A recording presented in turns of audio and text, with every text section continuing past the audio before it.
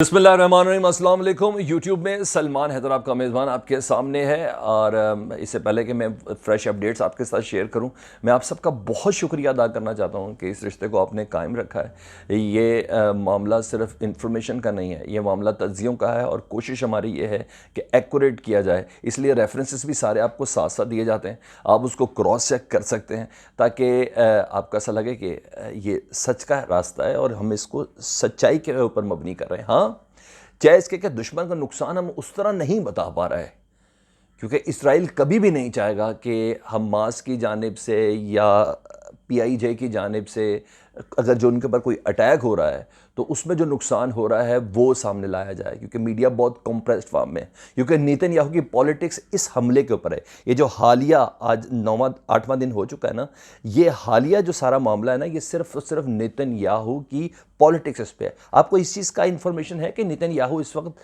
बाकायदा वज़ीर आज़म नहीं है, वो केयर टेकिंग वज़ीर आज़म है। उसके 8 स्कैंडल्स इस वक्त हैं कि दुनिया में कहाँ कहाँ से उसने किकबैक्स लिए हुए हैं, किन सिंगर्स, किन एक्टर्स के थ्रू, किन पेंटर्स के थ्रू वो किकबैक्स लेता है और दुनिया में कहाँ कहाँ से वो पैसा अपने अकाउंट के अंदर ट्रांसफ़र कर रहा है। इस वक्त इसराइल बजाते खुद नेतन्याहू की पॉलिसीज़ और पॉलिटिक्स को लेके बहुत ज़्यादा क्वेश्चन मार्क के साथ है।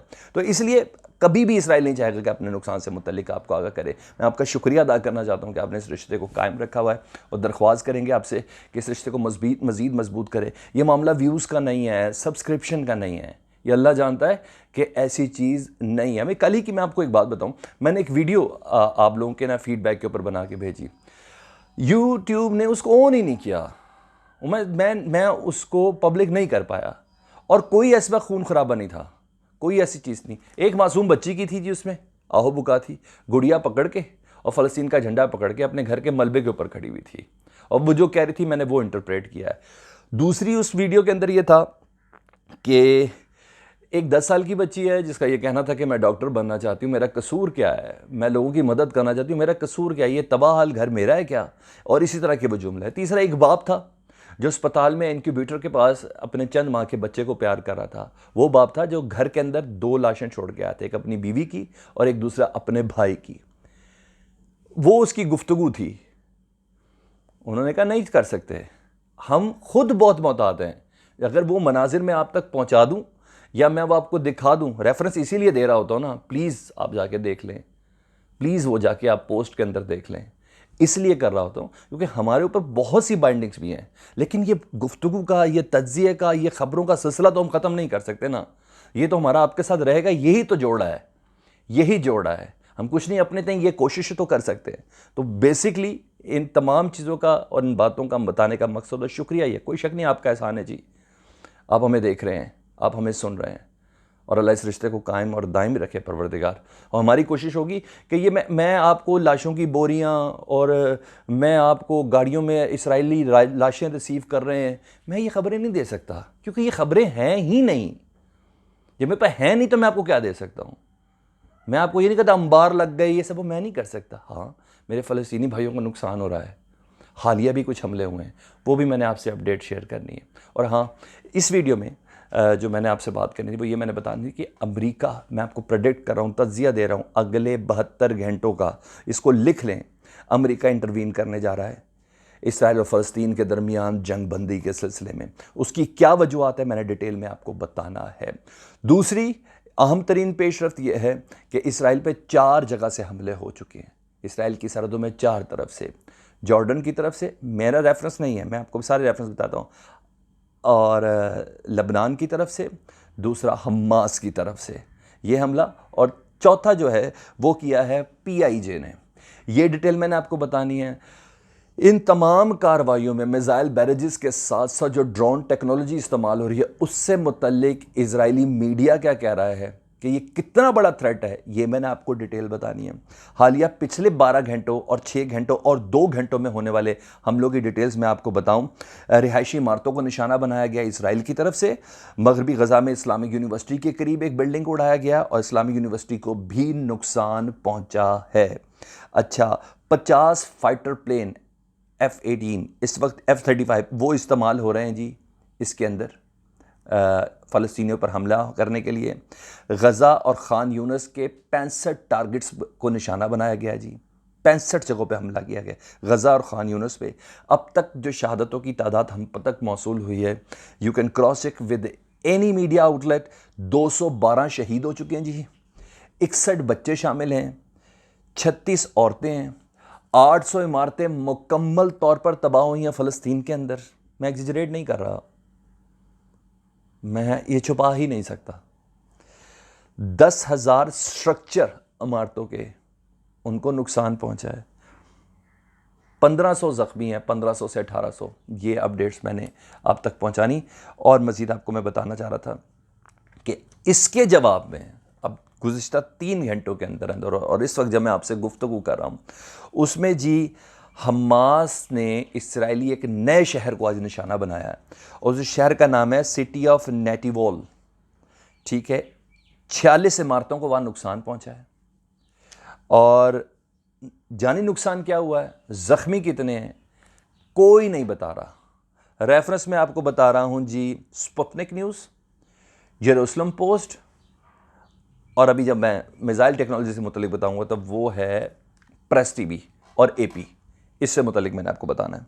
अच्छा, मज़ीद डिटेल्स में मैं आपको बताऊँ, लबनान से 6 रॉकेट फायर किए गए जी, जिसके मुतालिक इसराइल की आईडीएफ कंफर्म करी है, इसराइल डिफेंस फोर्स, वो कह रही है कि जी हमने इसको रास्ते में ही निशाना बना लिया।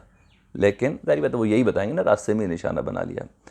दूसरा, इसराइल के शुमाल से लबनान की जानिब से ये मिसाइल फायर हुए थे, जिसके बाद पूरे इलाके के अंदर रेड अलर्ट सायरन बजता रहा। उसके बाद शुमाली इसराइल का जो इलाका निशाना बनाया गया है उसका नाम है मिसगर एम किबुट्स। ठीक है, ये निशाना बनाया गया लबनान की तरफ से, और लबनान में कोई और नहीं, यूनाइटेड नेशंस की एक बॉडी है UNIFIL, United Nation interim forces in लबनान। उन्हें कहा हम मुकम्मल तौर पर इस सूरत हाल को मॉनिटर कर रहे हैं। अच्छा जी, मैंने आपको बताया जॉर्डन बॉर्डर से ड्रोन हमला हुआ है, और इन ड्रोन हमलों के बाद इलाका हाई अलर्ट है। जॉर्डन के बॉर्डर पे हज़ारों मुसलमान, दुनिया भर से नहीं, सिर्फ जॉर्डन के, जिनका ताल्लुक़ फ़लस्तीन से है, जिनके फैमिली मेम्बर, चाचा, मामू, पुप्पा, दादा, दादी, वो फ़लस्तीनी थे और उधर ही थे। लेकिन 67 के बाद जब यरूशलेम पे कब्ज़ा हुआ तो उसके बाद वो उस इलाके के अंदर नहीं जा सके। वो छुरियाँ, डंडे, चाकू, ये सारे बता रहा हूँ मैं आपको, वो लेकर इस वक्त बॉर्डर के ऊपर, आज की करंट सिचुएशन मैं आपको आगाह कर रहा हूँ। इसके अलावा जी मैंने आपको बताना था कि ईरान की जो ड्रोन स्पोर्ट है ना, ये इजराइल ऑफिशियल्स कह रहे हैं, वो इजराइल के लिए सबसे बड़ा चैलेंज है। और उसकी डिटेल बताते हुए उनका ये कहना था कि सबसे बड़ा खतरा इसलिए है क्योंकि ये रिवर्स टेक्नोलॉजी है यूएस ड्रोन की। यानी ईरान के पास एक प्लेंटी वैरायटी है ड्रोन्स की, और उसमें जो ड्रोन इस्तेमाल हो रहा है इस वक्त इसराइल पे, जिसको खुदकुश ड्रोन कहते हैं, वो यूएस ड्रोन प्रीडेटर, जिसको सैनिटाइन भी कहते हैं, ये उसकी रिवर्स टेक्नोलॉजी है। यानी अमेरिका की टेक्नोलॉजी बनी है ईरान से और इस्तेमाल हो रही है अमेरिका के दोस्त के खिलाफ। कितनी इंटरेस्टिंग है, ये परवरदिगार के काम है जी, ये सारी साइकी परवरदिगार की है। अमेरिका की टेक्नोलॉजी उसी के ही बगल बच्चे के लिए इस्तेमाल हो रही है। अच्छा, उन्होंने कहा कि जैसे कि अबाबील, उन्होंने बताया कि ये बाकायदा तौर पर ईरान ड्रोन विंग के नाम से या ईरान ड्रोन आर्मी के नाम से इस्तेमाल हो रहा है, और इसकी इतनी दहशत है कि इस्लामिक ममालिक में इससे ज़्यादा state of the art technology कोई इस्तेमाल नहीं कर रहा। उन्होंने कहा ये किस तरह इकसाम, इसकी इकसाम क्या और ये इस्तेमाल किस तरह हो रहा है इस वक्त इसराइल के अंदर। नुकसान नहीं बताएंगे आपको, नुकसान नहीं बताएंगे। उन्होंने कहा क्रूज़ मिसाइल की तरह ये काम करता है, इसके अंदर एक्सप्लोसिव और धमाका खेज मवाद लगा दें, और लगाने के बाद जगह को प्री प्लान कर दें कि कौन सी जगह पे इसने जाके हमला करना है। ये अपने टर्न्स इंफ्रारेड के थ्रू कंट्रोल होता होता होता ही उस जगह पे जाके गिर जाएगा। ठीक है जी। उन्होंने कहा जैसे कि ईरान अबाबील, ईरान ही की टेक्नोलॉजी का सेकंड पार्ट अल कसीफ कहाँ इस्तेमाल हो रहा है, हौसीस कर रहे हैं यमन के अंदर। तीसरा उन्होंने कहा शहाब हमास इस्तेमाल कर रहा है। उन्होंने कहा ये तमाम मिसाइल टेक्नोलॉजी हमारे लिए उन बैरजेस से ज़्यादा ख़तरनाक है जो हमास की जानिब से फेंके जा रहे हैं, जो हमास की जानिब से हमारी पब्लिक को ख़तरे का बाइस बन रहे हैं। और अब आखिर में मैं आपको बताता हूँ कि मैंने किस बिना पर बोला कि 72 घंटों के अंदर अंदर अमेरिका इंटरवीन करेगा, इज़राइल से दरख्वास्त करेगा कि इस जंग को बंद कर दें, फ़लस्तीनियों के उनसे कहेगा कि इस जंग को बंद कर दें, मिस्र जॉर्डन को कहेगा कि जनाब मज़ीद प्रेशराइज दें। वो वजह क्या है? पहली बात ये, तो मैं पाकिस्तान की तरफ से थोड़ी अपडेट बता देता हूँ। पाकिस्तान के वज़ीर ख़ारजा टर्की से इन्होंने फ़लस्तीन के वज़ीर ख़ारजा को लेना है, और फ़लस्तीन के वज़ीर ख़ारजा के साथ में सूडान के वज़ीर ख़ारजा को लेना है, और ये चारों एक जगह पर एक साथ पहुँचेंगे यूनाइटेड नेशन के हंगामी इजलास में। और उस हंगामी इजलास के अंदर ये मुश्तरका तौर पर चार ममालिक एक मौक़िफ़ पेश करेंगे फ़लस्तीन के हल के लिए। ये तो हो गई दूसरी बात। तीसरी चीज़, अब जब ये बात सबके सामने आ चुकी है कि जंग बंदी की तमाम कोशिशों को अगर कोई मुल्क डिफेंड कर रहा है, रोकना चाह रहा है इसराइल की मदद के लिए, वो सिर्फ अमेरिका है।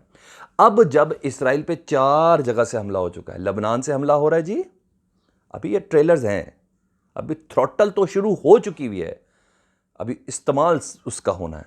लबनान से हो रहा है जी, जॉर्डन से हो रहा है जी, गज़ा की पट्टी से हो रहा है, खान यूनस, और इसके अलावा कल की मैंने आपको बताया था कि एक जंगी बहरी जहाज़ को उड़ाया है। किसने उड़ाया है? PIJ ने, जिन्होंने जिम्मेदारी भी कबूल की थी, मैंने रेफरेंस भी उसके साथ मैंने दिए थे। क्योंकि सुलह जो है ना, ये बहुत टेक्निकल चीज़ें समझनी है।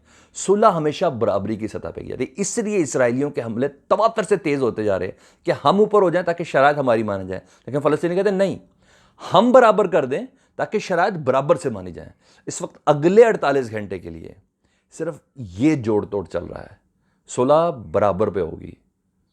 अब ये देखना है कि कितना नुकसान थोड़े से वक्त में हमास, PIJ, लबनान, जॉर्डन से पहुंचाया जा सकता है। एक बार फिर से दरख्वास्त करूंगा, अपना ढेरों ख्याल रखिएगा और इस चैनल को सब्सक्राइब कर दें, सच का साथ दें, और इस चैनल को अगर आप शेयर कर दें तो आपका उसमें भी बहुत शुक्रिया, ताकि हमारी आवाज़ बुलंद से बुलंदतर होती जाए। अपना बहुत ज़्यादा ख्याल रखिएगा। परवरदिगार आपको अपनी अमान में रखे। इजाज़त दीजिए। खुदा हाफिज़।